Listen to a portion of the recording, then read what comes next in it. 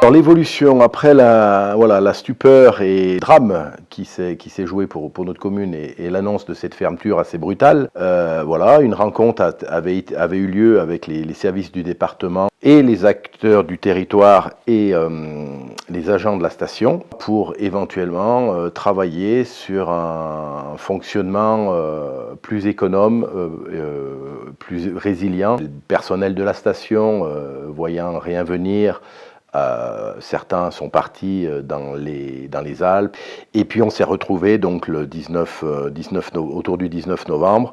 Le département nous a dit qu'au niveau du personnel, c'était plus possible. Il n'y avait pas le personnel requis et qualifié pour faire cette ouverture de la station. Et puis il y avait des problèmes de sécurité. Donc la station est mise pour pause pour cet hiver. Donc pas de ski, pas de remontée mécanique pour cet hiver sur Chalmazel. Aujourd'hui, Loire-Forêt attend des propositions du département pour travailler sur de la diversification été principalement sur la station, mais Loire-Forêt, aujourd'hui, comme la commune, veut poursuivre l'économie touristique sur ce territoire. On a eu une réunion à l'appel du directeur de l'ESF, l'école de ski française, le ski club, qui ont voulu faire un collectif. Ce collectif, ça en est sorti deux choses. Tout de suite, dans l'immédiat, pour l'hiver, les commerçants, les associations veulent faire vivre quand même la station et le village. Donc il y aura un programme d'animation qui va être organisé parce que malgré que les remontées mécaniques sont fermées, si on a de la neige, on a du monde. On l'a vu ce fin novembre, on l'a vu début décembre, les gens viennent quand même faire de la pratique de raquettes, de luge, de bonhomme de neige ou du ski de randonnée. Et puis une autre partie d'acteurs économiques qui veulent s'emparer aussi du développement de la station. Ce collectif sera force de proposition. Une partie neige à maintenir en mode simplifié, quand même pouvoir proposer un produit neige famille, et puis club et scolaire. Et puis après, là, en diversification, il y a plein d'idées qui émergent. Trouver cette harmonie sans dénaturer le site, mais qui amène quand même une envie de venir, de passer une journée, 2 journées, une semaine de vacances sur le territoire. Puis, le conseil départemental n'est pas forcément la structure pour gérer une station aujourd'hui et pour gérer de tels équipements. Il existe d'autres structures beaucoup plus souples, sans avoir les contraintes administratives d'embauche que la fonction publique oblige. On demande qu'on trouve une organisation beaucoup plus simple.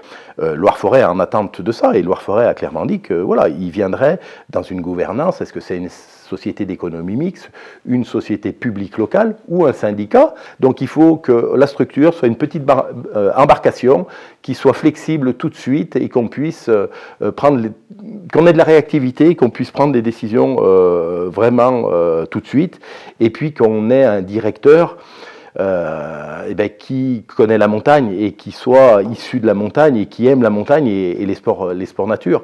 Et aujourd'hui, c'est aussi un petit peu ça qui a pêché, parce que on devait avoir un poste de direction qui était catégorie A et qui connaissait peut-être pas forcément, qui n'habitait pas la commune et ni le territoire. On a plein de jeunes commerces, de commerçants qui ont cédé via de nouveaux commerçants, de jeunes commerçants. Il faut qu'on puisse les soutenir et que les gens continuent à venir consommer sur notre territoire.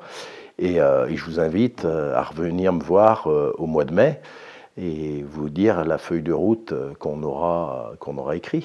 J'ai été surprise que la décision soit prise aussi rapidement, mais pas forcément étonnée.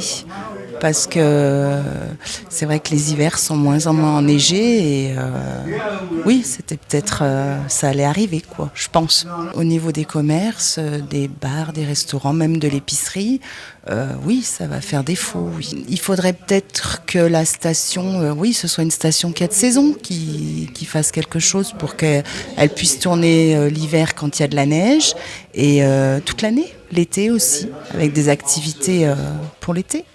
C'est sûr que la station, l'annonce de cette fermeture a été quand même très soudaine. Donc le chiffre d'affaires, bien sûr, ne sera pas du tout le même au vu de cette fermeture. Les locations, les Airbnb et toutes les locations d'hiver comme d'été, on pense que ça va aussi diminuer.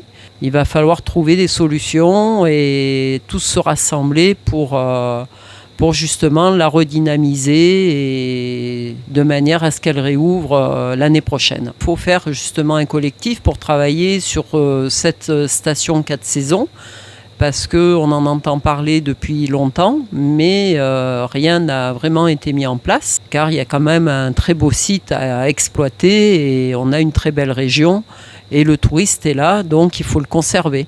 La réaction, c'est qu'on l'a pris très mal parce qu'on ne s'y attendait pas. Se faire aussi brutalement, c'est inhumain. Moi, j'appelle ça, c'est incroyable.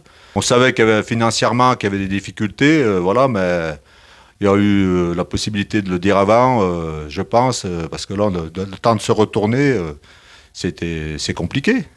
On ne sait pas l'avenir où elle est, parce que voilà, il y a un collectif qui s'est monté pour pouvoir réagir, pour pouvoir trouver des solutions pour l'avenir, mais j'en doute. Oh, moi, je suis pessimiste que là, on a pris un gros coup sur la tête et vraiment, le moral est à zéro.